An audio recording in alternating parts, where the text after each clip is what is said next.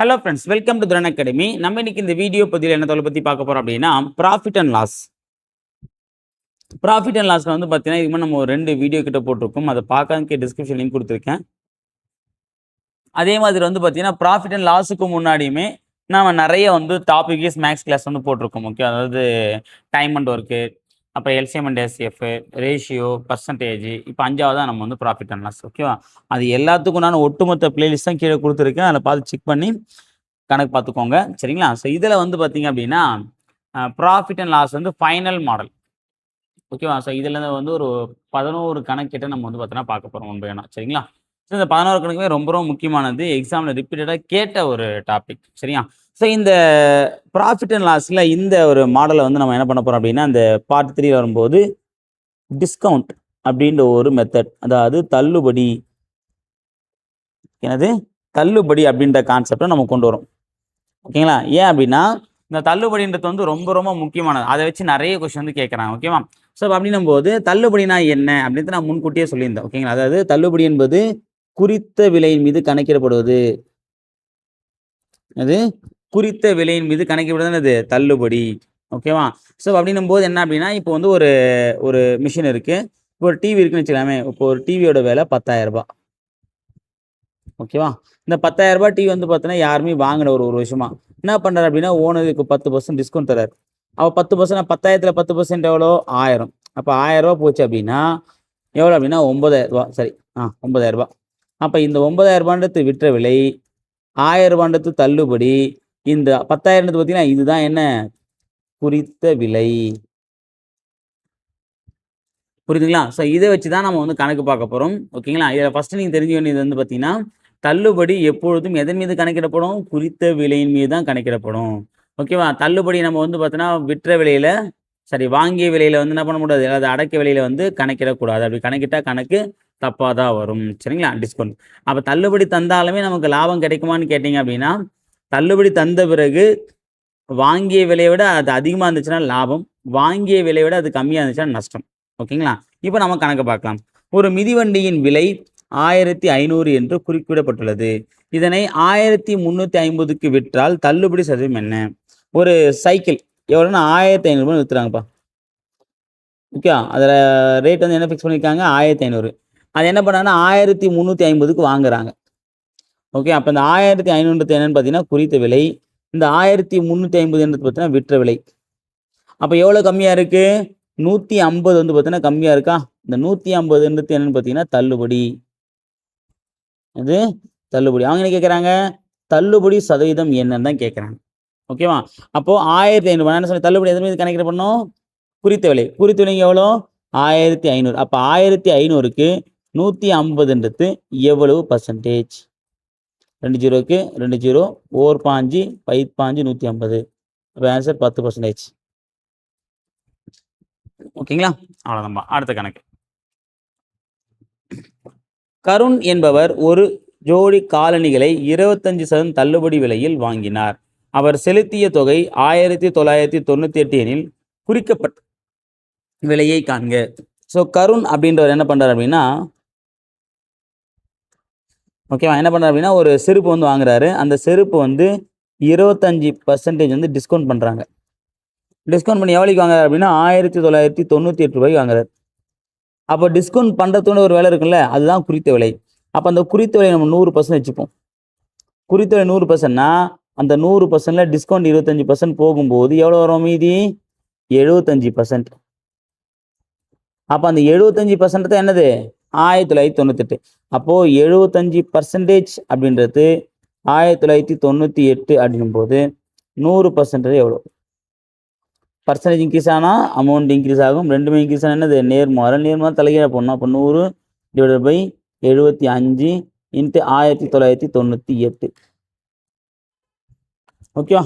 3 25 75, 4 25 100, 1 3 3, இங்கே 6 3 18, மீதி 1, 6 18, மீதி 1, 6 18. அப்போது 666 4 போட்டால் 6 24க்கு 4 மீதி 2, 6 24 ஒரு 2, 26க்கு 6 மீதி 2, 6 24 26, அவ்வளோதான்பா, 2664. சரிங்களா? ஸோ அப்போது அந்த கருண் அப்படின்றவர் வந்து அந்த அந்த ஜோடி செப்பலுக்கு வந்து எவ்வளோ குறித்தலை அப்படின்னா 2664 ரூபாய். இந்த மதிப்புள்ள செப்பலுக்கு தான் என்ன பண்ணுறாரு 25% டிஸ்கவுண்ட் போட்டு 1098 ரூபாய் வாங்கியிருக்காரு. ஓகே, அப்போ ஆன்சர் 2664 ஆன்சர் ஆப்ஷன் சி. அடுத்த கொஸ்டின்ப்பா. இந்த கணக்கும் இந்த கணக்கு என்ன வித்தியாசம் அப்படின்னா, இந்த கணக்கில் வந்து பார்த்தீங்கன்னா குறித்த விலையும் கொடுத்துட்டாங்க, விற்ற விலையும் கொடுத்துட்டாங்க. நம்மக்கிட்ட என்ன கேட்டாங்க, தள்ளுபடி சதவீதம் என்னன்றதை கேட்டாங்க. ஓகேவா? அப்போது இந்த கணக்கில் பாருங்கள், தள்ளுபடி சதவீதம் கொடுத்துட்டாங்க, விற்ற விலை கொடுத்துட்டாங்க. இதை வச்சு என்ன பண்ணுறாங்க, குறித்த விலை கேட்குறாங்க. ஓகே, சில நேரங்களில் வந்து பார்த்தீங்கன்னா குறித்த விலை கொடுத்துட்டு தள்ளுபடியை கொடுத்துட்டு எவ்வளோ % தள்ளுபடி, எவ்வளோ ரூபா தள்ளுபடின்னு கேட்கலாம். ஓகேவா? ஞாபகம் வச்சுக்கோங்க. அடுத்து என்ன பார்க்கலாம், இங்கே பாருங்கள். குறள்மதி 20% தள்ளுபடியுடன் ஒரு ரெயின் கோட்டை வாங்கி ரூபாய் 25 சேமித்தார் எனில் ரெயின் கோட்டின் அசல் விலை என்ன?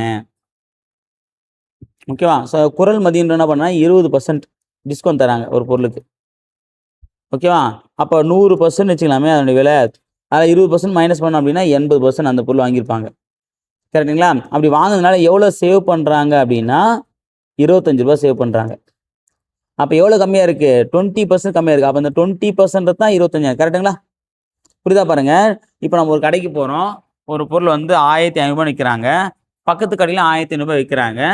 பக்கத்து கடை என்ன பண்ணாங்கன்னா 10% டிஸ்கவுண்ட் போட்டிருக்காங்க. இப்போ நம்ம அந்த கடையில் போய் வாங்கணும்னு வச்சுக்கலாமே, நமக்கு என்ன கிடைக்கும், 150 ரூபா சேமிப்பு கிடைக்கும். ஏன்னா இந்த கடையில் வாங்கினா அதே 1500 ரூபாய், ஆனால் அங்கே 10% டிஸ்கவுண்ட்டு. அப்போ 1500 ரூபாய்க்கு 10% எவ்வளோன்னு பார்த்தீங்கன்னா 150 ரூபா. அப்போ 150 ரூபா லாபம் ஆகுது இல்லை? அப்போ அந்த லாபம்ன்றது என்ன, எவ்வளோ தள்ளுபடி சதவீதம் கொடுத்துருக்காங்களோ அதுக்குண்டான தொகை. அப்போ இங்கேயும் இவருக்கு 25 ரூபாய் லாங் கிடைக்குது குறள்மதிக்கு. அந்த 25 ரூபான்றது என்ன அப்படின்னா எவ்வளோ தள்ளுபடி சதவீதம் நாங்கள் 20%. அப்போ அந்த 20% தான் 25 ரூபாய். அப்போது 20% அப்படின்றது 25. இனி அவங்க என்ன கேட்குறாங்க, ரெயின் கோட்டின் அசல் விலை என்ன அப்படின்னு கேட்குறாங்க, உண்மையான விலைன்னு கேட்குறாங்க. அப்போ உண்மையான விலைன்றது வந்து 100% வருமா? அதான் குறித்த விலை 0.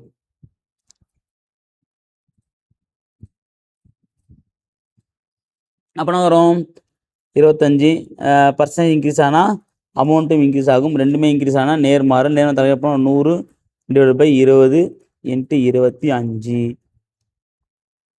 படிக்கலாமா? 0க்கு 0, O2 I2 I25 125 ரூபாய். ஓகேங்களா? ரொம்ப முக்கியமான கணக்கு இது.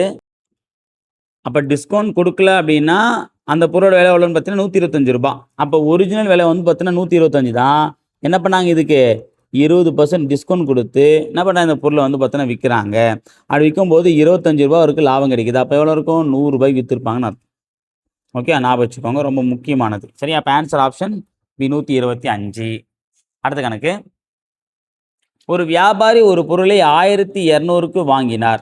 பின்பு அதன் அடக்க விலைக்கு மேல் 30% உயர்த்தி குறித்த விலை ஆக்கினார். இதற்கு 20% தள்ளுபடி கொடுத்து விற்றார் எனில் விற்பனை விலை மற்றும் லாப சதவீதம் காண்க. ஒரு வியாபாரம் என்ன பண்ணால் ஒரு பொருள் 1200 வாங்குறாரு. எவ்வளோ, 1200 வாங்குறாரு. அதை மீறி என்ன பண்ணால் 30% லாபம் வச்சுக்கிறார். 30% எவ்வளோ லாபம் வச்சுக்கிறார். ஓகே, லாபம் வச்சா எவ்வளோ பாருங்க. அப்போது 1200 ரூபாய்க்கு 30% எவ்வளோ, 0 0 0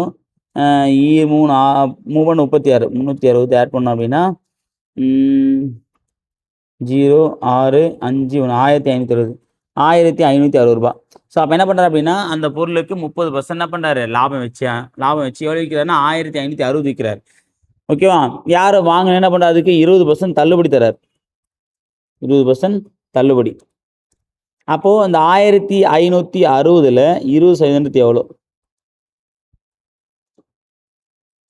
6 2 12க்கு 2 மீதி 1 I2 11 12க்கு 1 மீதி 2 1 O2 2 3 312 கழிங்க பார்க்கலாம்.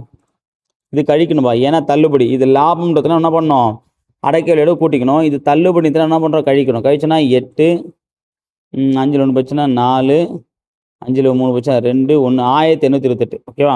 ஸோ அப்போது 1200 ரூபாய்க்கு வாங்கின அந்த பொருளை 1248 ரூபாய்க்கு விற்றுருக்கும். ஓகே, அப்போ எவ்வளோ லாபம் கிடைக்குது நமக்கு, 1848 மைனஸ் 1200.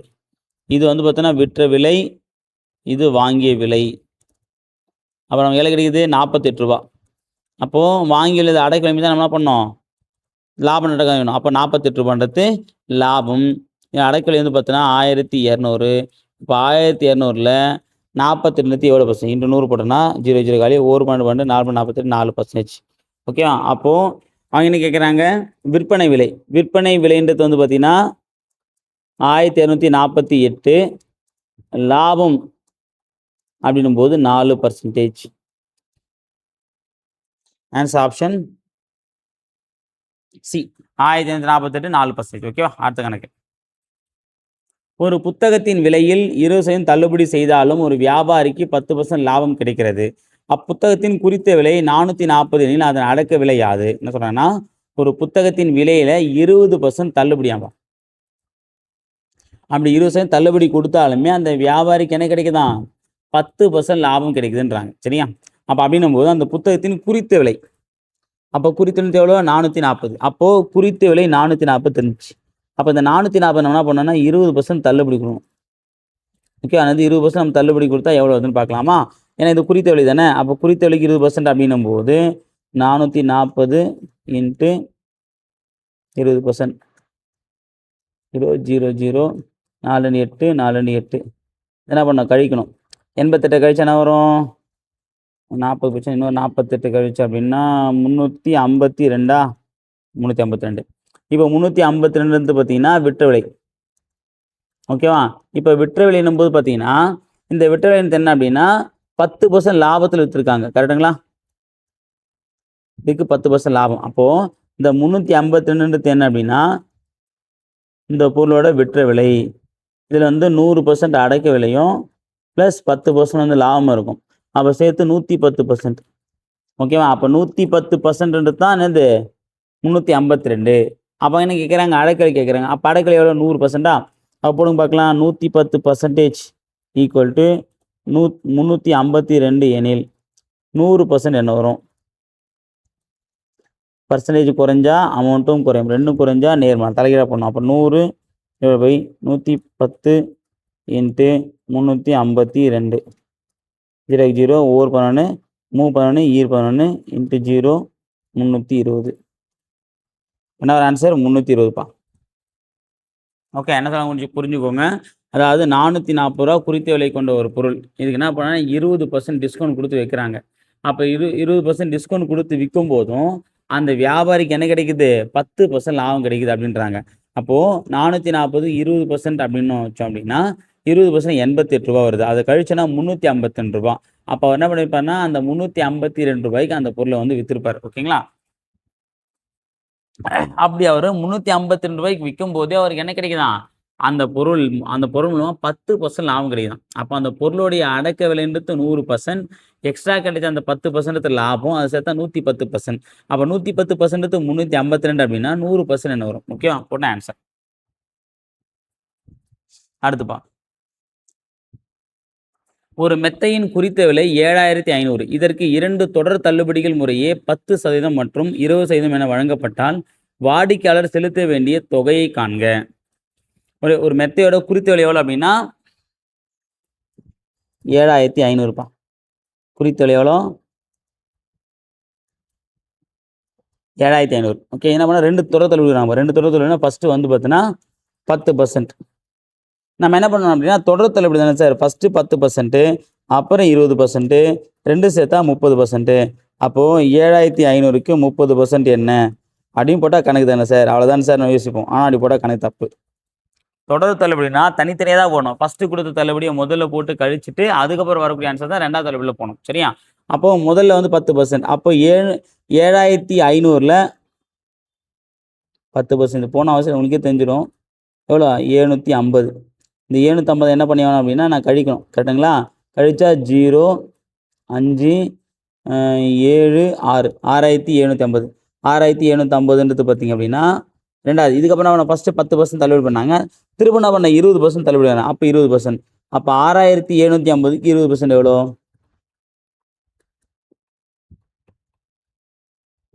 0 0 0 I2 10 0 1 A2 11 5 5 மீதி 1 6 2 11 13 1350 கழிக்கணும். ஏன்னா தள்ளுபடி தானே. அப்போ 0 0 4 5 5400.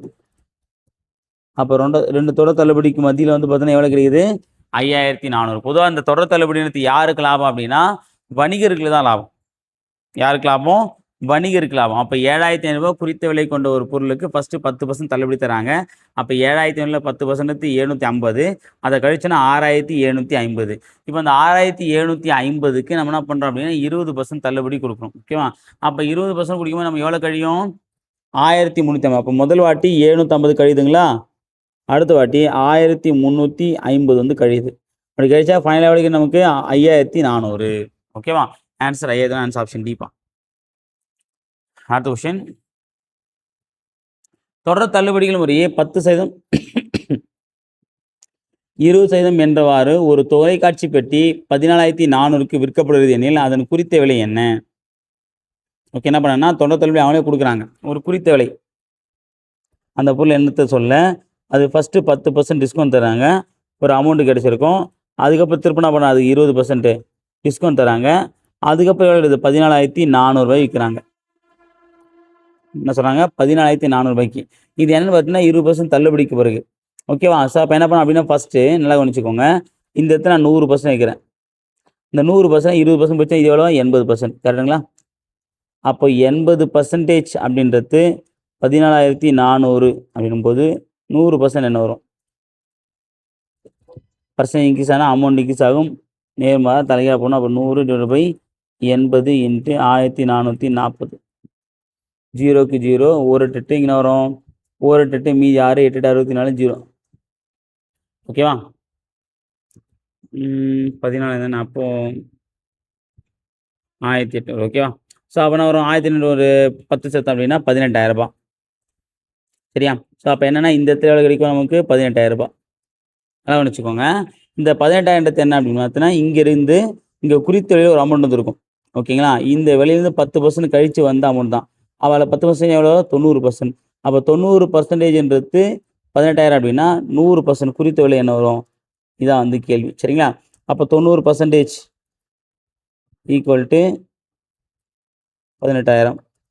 100% என்ன வரும்? பர்சன்ட் இன்க்ரீஸ் ஆனால் அமௌண்ட் இன்க்ரீஸ் ஆக 2 இன்க்ரீஸ் நேர்மாதிரி தலைகீழாக பண்ணும். அப்போ 100/90 × 18,000. 0 0, 1 9 9, 0 18, 2,000 ஒரு 10, 20,000.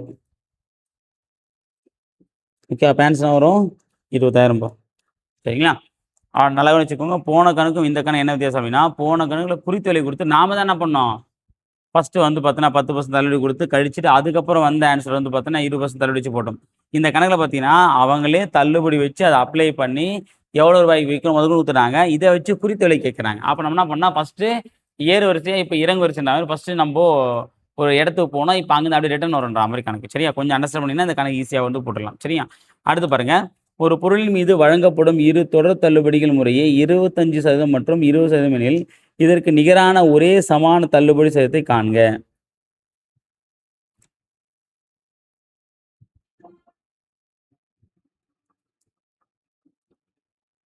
அடுத்து பாருங்க. ஒரு பொருளின் மீது வழங்கப்படும் இரு தொடர் தள்ளுபடிகள் முறையே 25% மற்றும் 20% எனில் இதற்கு நிகரான ஒரே சமான தள்ளுபடி சதத்தை காண்க. ஓகேவா? அதாவது ஒரு பொருள், அதை நம்ம வந்து ஒரு 100% வச்சுக்கலாம். ஓகே, ஃபர்ஸ்ட் என்ன பண்ணுறாங்கன்னா இதுக்கு எவ்வளோ பர்சன்ட் தள்ளுபடி தராங்க? 25% ஃபஸ்ட்டு, அதுக்கப்புறம் 20%. அப்போ மொத்தமாக சேர்த்து எவ்வளோ வருது? 45%. இது இது வந்து தொடர் தள்ளுபடி. அவங்க என்ன கேட்குறாங்கன்னா உண்மை தள்ளுபடி கேட்குறாங்க. ஓகேவா? ஸோ உண்மை தள்ளுபடினா என்ன அர்த்தம் அப்படின்னு பார்த்தீங்கன்னா, தொடர் தள்ளுபடியோ உண்மை தள்ளுபடி போய் கம்மியாக தான் இருக்கும். இப்போ தொடர் தள்ளுபடி வந்து 20% வச்சுக்கலாமே, உண்மை தள்ளுபடி வந்து பார்த்தீங்கன்னா ஒரு 17 அல்லது 18% தான் இருக்கும். தொடர் தள்ளுபடி ஒரு 40% வச்சுக்கலாமே, உண்மை தள்ளுபடி வந்து பார்த்தீங்கன்னா ஒரு 35% அப்படி தான் இருக்கும். ஓகே, அப்போ தொடர் தள்ளுபடியோட எப்போதுமே எப்படி இருக்கும்? உண்மை தள்ளுபடி பர்சன்டேஜ் கம்மியாக தான் இருக்கும். ஓகேங்களா? ஸோ அப்படின்னும் போது நம்ம இந்த எக்ஸாம்பிள் வச்சு பார்க்கலாம். இப்போ நம்ம 100% பார்க்கலாம். 100%ல் ஃபஸ்ட் என்ன பண்ணுறாங்க? 25% தள்ளுபடி தராங்க முதல்ல. அப்போ 100ல் 25%, 25 போச்சுன்னா என்னாச்சு? மீதி 75. இந்த 75 எவ்வளோ குறைக்கிறாங்க? 20% ரெண்டாவது. ஃபஸ்ட்டு 25%, அப்புறம் 20%. அப்போ 75க்கு 20% எவ்வளோன்னு பார்க்கலாமா? 0க்கு 0, O2, I2, O5, 5. அப்போ 15 கழிக்கணும். அப்போ 75ல் 5 போச்சுன்னா எவ்வளோ? 60. ஓகே, அப்போ ஆரம்பத்தில் இருந்துச்சு 100% இருந்துச்சு, இப்போ எவ்வளோ இருக்குது? 60. ஓகே, அப்போது 100 மைனஸ் 60 போட்டிங்க அப்படின்னா 40. அப்போ 100ல் 40ன்றது எவ்வளோ பர்சன்டேஜ்? 100 100 காலி 40%. ஓகேவா? அப்போது நல்லா படிச்சு பாருங்கள். தொடர் தள்ளுபடி நமக்கு எவ்வளோ வச்சுது? 45% கிடச்சிதுங்களா? உண்மை தள்ளுபடி அது எவ்வளோ இருக்குது? 40%. ஓகே, அப்போ உண்மையான அதுக்கு நிகரான சமான தள்ளுபடி எவ்வளோன்னு பார்த்தீங்க அப்படின்னா 20%. ஓகேங்களா? அடுத்த கொஸ்டின்.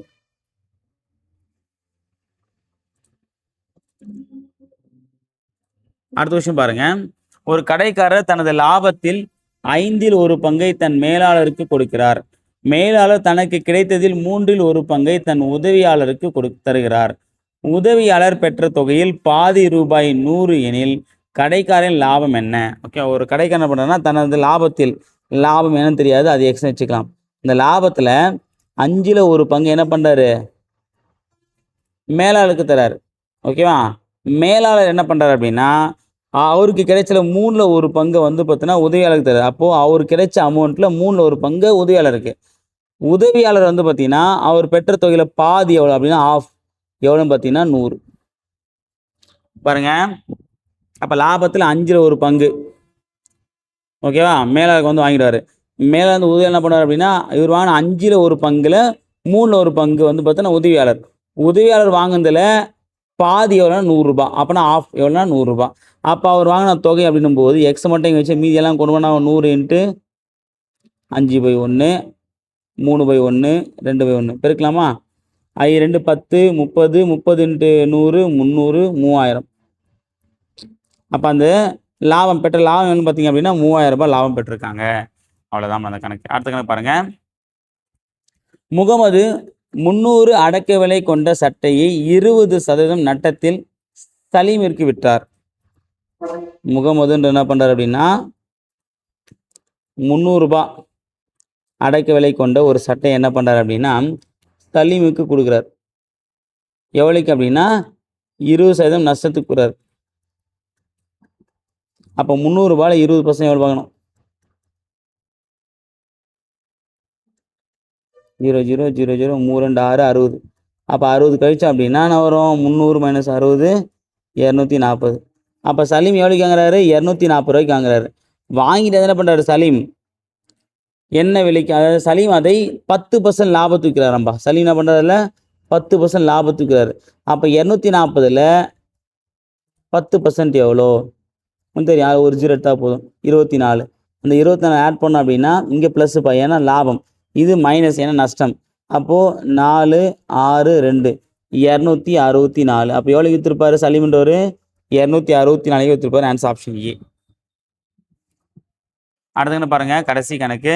ஒரு வணிகர் தன்னிடம் உள்ள ஒரு பகுதி அரிசியை 8% லாபத்திற்கும் மீதியை 18% லாபத்திற்கும் விற்பனை செய்ததில் மொத்தமாக 500 கிலோ அரிசிக்கு 10% லாபமும் பெற்றார். அவர் 18% லாபத்திற்கு விற்ற அரிசியின் விலை என்ன? இப்போ என்ன பண்ணனா ஒருத்தர்கிட்ட 500 கிலோகிராம் அரிசி இருக்குப்பா. எவ்வளோ இருக்குது? 500 கிலோகிராம் அரிசி இருக்குது. இதை வந்து என்ன பண்ணால் 2ஆக பிரிக்கிறார். 2 பங்காக பிரித்து ஒரு பங்கை 8% லாபத்திற்கும் இன்னொரு பங்கை 18% லாபத்தையும் விற்கிறார். ஓகே, விற்றதில் ஒட்டு மொத்தமாக அவனுக்கு எவ்வளோ லாபம் இருந்துச்சுன்னா 10% லாபம் கிடைச்சோம் மொத்தமாக. ஓகேவா? அப்போ என்ன பண்ணலாம் அப்படின்னா நம்ம அதோட இந்த பங்கு கண்டுபிடிக்கலாம். நம்ம இந்த மாதிரி கணக்கு வந்து பர்சன்டேஜில் வந்து போட்டிருக்கோம். சரிங்களா?